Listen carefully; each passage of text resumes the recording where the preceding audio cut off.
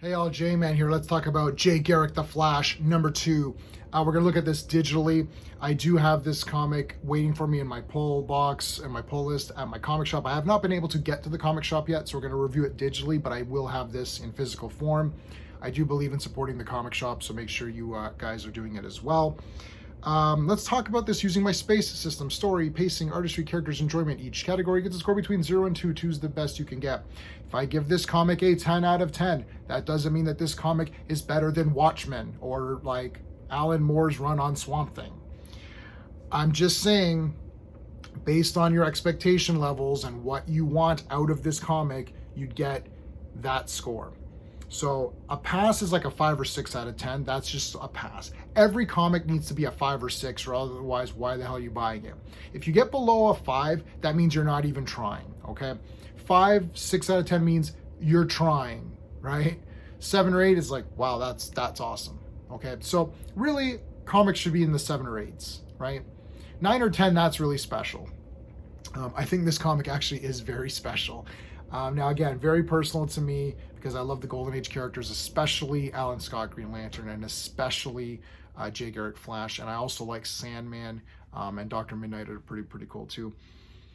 So I am a bit more harsh on these characters, but if it's done pretty good, I'm really positive.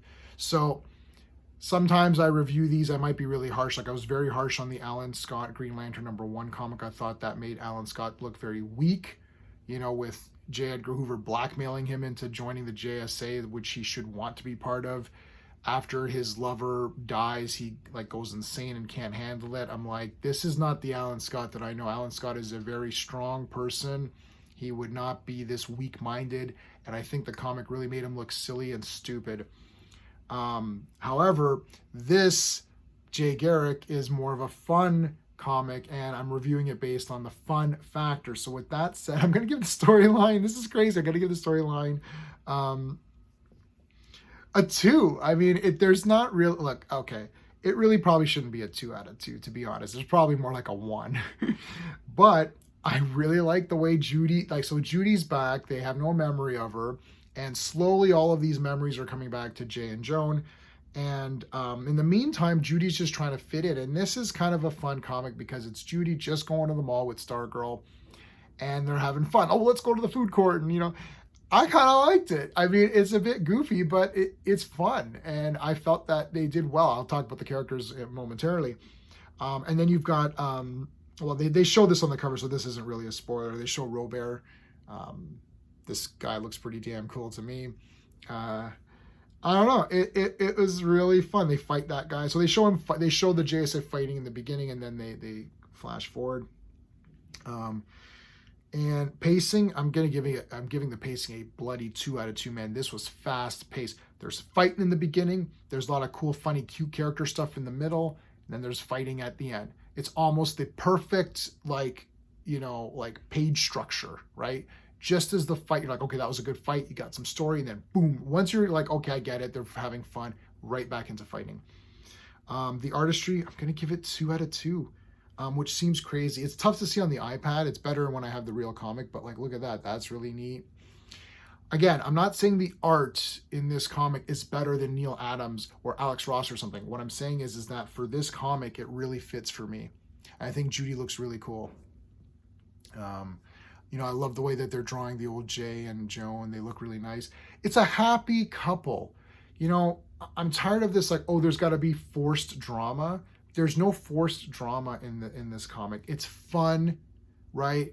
It's exciting. Like look at the way that they've drawn Judy. Like you almost get an Archie's kind of feel. Like look at how they've drawn Stargirl and Judy. It's like they're just having fun going to the mall. There's nothing stupid going on.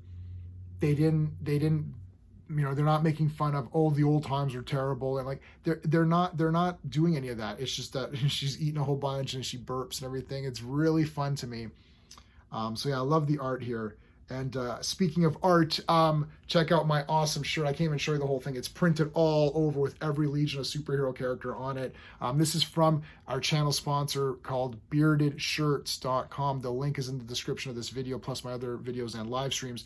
Check them out. They got a sale going on right now. I absolutely love these shirts. I'm buying from them. This isn't someone saying, oh, they're sponsoring me, so I'm going to, give them a link. No, I literally buy shirts. These are my favorite shirts ever. My favorite one is actually Superboy, which I've worn on other videos. So, especially these print all over shirts are absolutely amazing. So check out beardedshirts.com.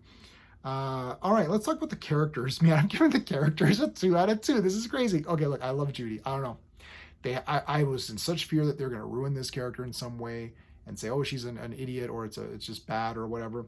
I did not think that at all. I thought she was really cool. Obviously, Jay is awesome. The way that they team up here and fight this beast is wicked. Yeah.